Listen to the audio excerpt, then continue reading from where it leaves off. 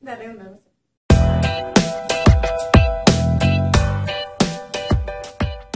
Hola, soy Stephanie y hoy te voy a contar cosas sobre mí. Soy una persona súper sensible. No me gusta salir a la calle natural. Me encantan los chocolates. Vivo en México, pero soy panameña. Ya hace poco me mudé aquí. Me encantan los zapatos, la ropa. A veces soy muy tímida, como ahorita grabando el video, pero ya se me pasaron. Me encanta pasear, salir con mis amigos, con mi novio, con toda mi familia y con todo lo que conozco. Me encanta escuchar música. Tengo una adicción por los labiales. Me encanta ver TV, me encanta jugar. Me encantan mucho los videojuegos. ¿Qué es lo que me gusta cocinar? Me gusta cocinar los dulces, es lo único que me gusta cocinar. Mi comida favorita es la lasaña. Mi color favorito es el negro, pero al regular todos me gustan porque me gusta combinar los colores. Mi helado favorito es el chocolate. Me encanta pintarme las uñas y tratar de colores diferentes.